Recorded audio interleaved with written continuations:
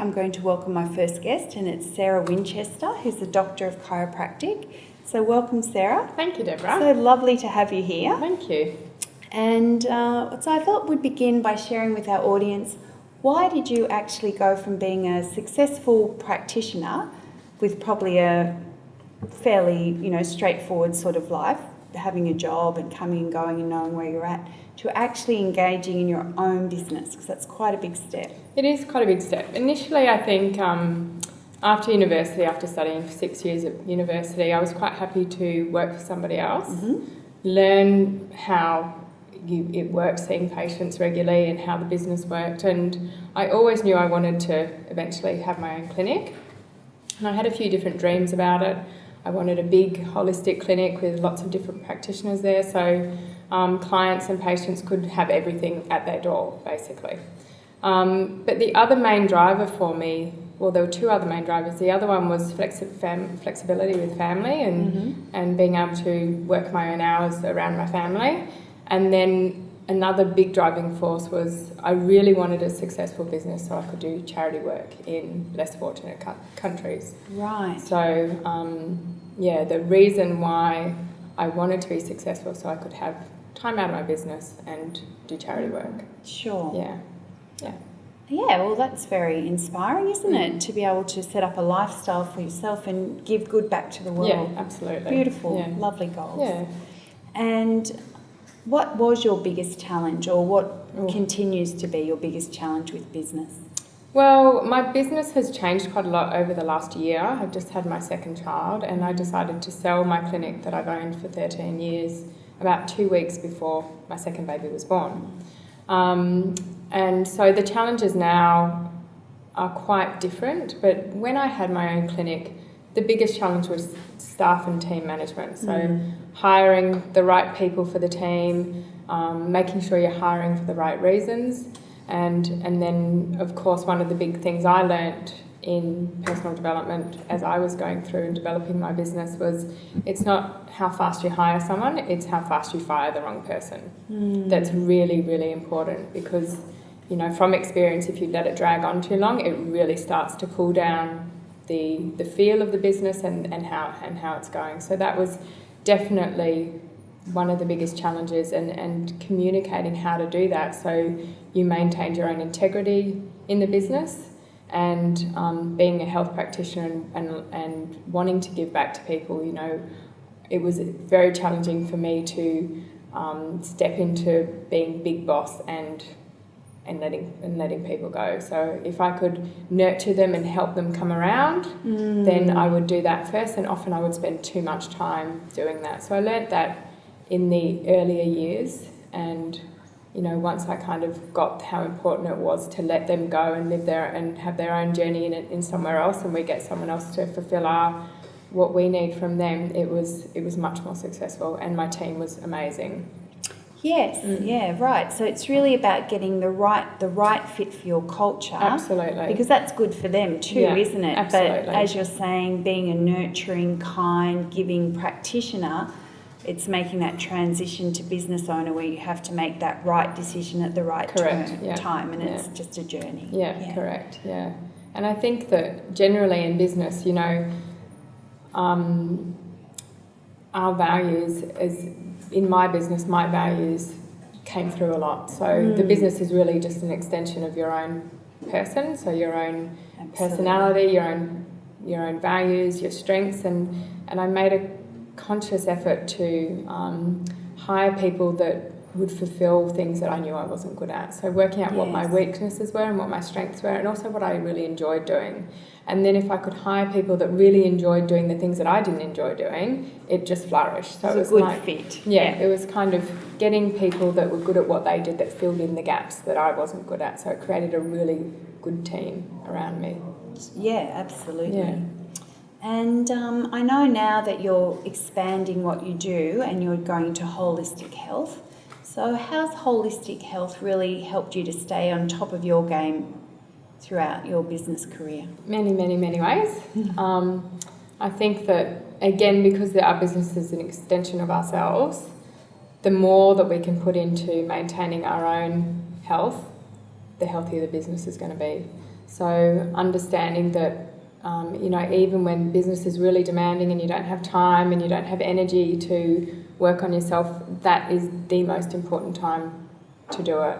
So it costs money, it takes time and it takes energy out of your business, but really, really important. And the things that I did was I made sure I got adjusted regularly. So I generally get adjusted about twice a week. Mm-hmm. That's a chiropractic adjustment just to maintain the balance of my nervous system.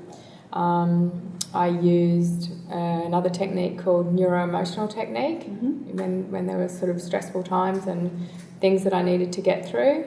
I did NLP seminars, so neuro-linguistic programming seminars, to really understand communication and how I communicated and how to best communicate with the people around me. And yoga. I spend a lot of time on my yoga mat. Through a period about 10 years ago, I was going through a divorce and moving my clinic and expanding. So there was a lot going, and I had a young child.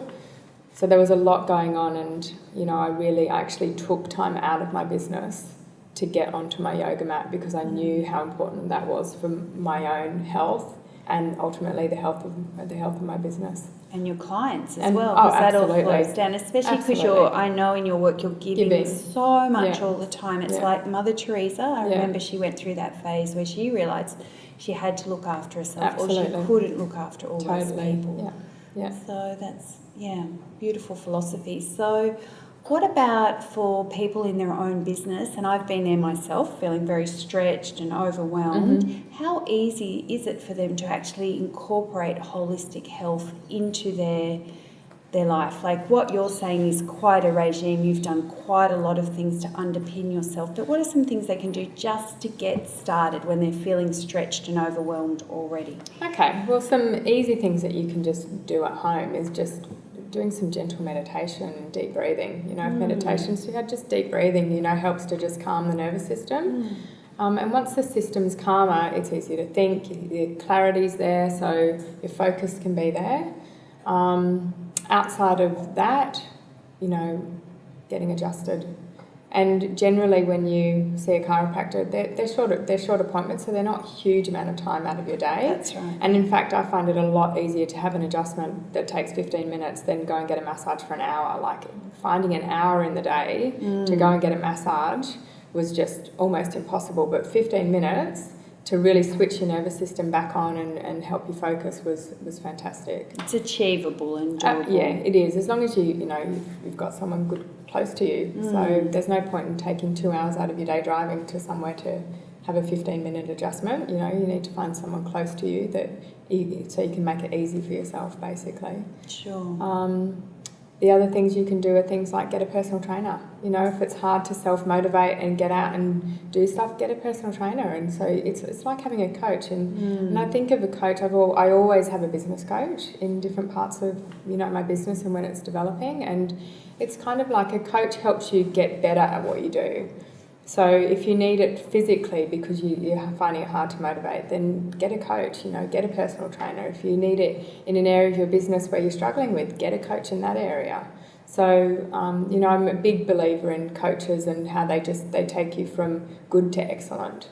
So, yeah. So what I hear you saying is getting a support network. Yeah, absolutely. Because you're supporting a lot of people in business, usually giving out a lot of energy, but you're talking about supporting people to get you where you need to be. Exactly, yeah. And I myself, I teach meditation, and a lot of people say to me they don't have time to meditate, but I explain to them it actually gives you more time. Absolutely. If you take even 5 or 10 minutes, you're more organised, your thoughts are more organised, and you have more time during the day. So it's just that making that breakthrough of getting started off, isn't it? Yeah, definitely. Yeah, so there's little things you can do for yourself, and then there's more that you can do with extra help. So as you get used to it and you realise the benefits. Sure. Yeah. And so what are the services now in your business, in this evolution of your business maze, that you can offer to small businesses that would make their life easier?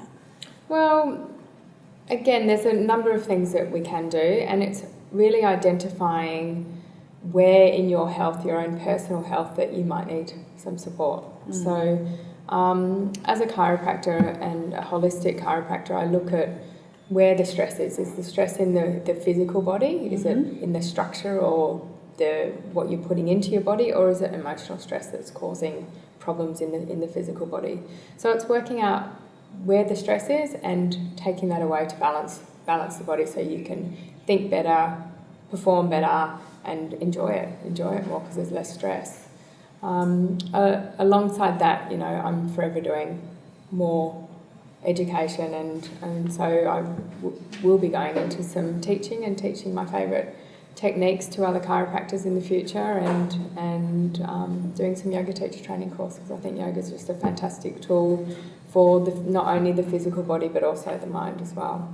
Absolutely. And I know too you do, with your work, you look at the body physically, emotionally, but it's also nutritionally and chemically too, don't absolutely. you? So you could offer people advice on their nutrition or too Work much out. caffeine stressing out their system. You can absolutely. actually test it and give them very specific direction as to what will really help them. Absolutely. Make them feel whole and vital again. Yeah, great. Okay. So I know from myself, when I was in my business, I often used to, especially in the early days, I used to work myself into the ground, and and then I'd go and see somebody when I was in an acute situation, like I had, my head felt really tight, and then I'd go and get some help. So that's one way of doing it. But what is the benefit of maintenance, which is the way I like to operate more these days? Yeah. Well, look, everyone has different needs and different philosophies around things like that. As clients, there's a lot of small business clients that come in and see me, and some are always present in those acute phase, and some people don't like to do that. So basically, it ends up costing less money, less time, and less energy if you maintain your health rather than wait till you fall into a hole and then we work really hard to get you back out, and then you stay on that level for a while and then you fall in the hole again. So it's easier, cheaper, and better for you if you just kind of maintain your health. So it's a matter of getting on top of whatever you need to balance out, and then maintaining it from there so you can stay on top of your game and perform as best you can. And it's probably more flowing too, rather than up and down and up and down. So less of a roller coaster. Easier on your adrenal system. Absolutely, on your adrenal system, on your stress levels. Sleep better. And as you said, all of those qualities flow through into your business. From experience, and also from what clients give me as feedback as well. Absolutely. If you can maintain your own health and balance, it'll absolutely have a positive effect on your business too. That's right, because if you're stressed and you're in chaos all the time, that's probably what's going to reflect in the team. Whereas if you're even and flowing and centred, because you've done that work on yourself, that's what's likely to flow through to your team. Absolutely. Lovely. Well, thank you, Sarah. That's just been fantastic, sharing those pearls of wisdom with our audience today. So thank you, everyone, for listening, and thank you so much, Sarah, for joining us today. Pleasure. Thank you for having me.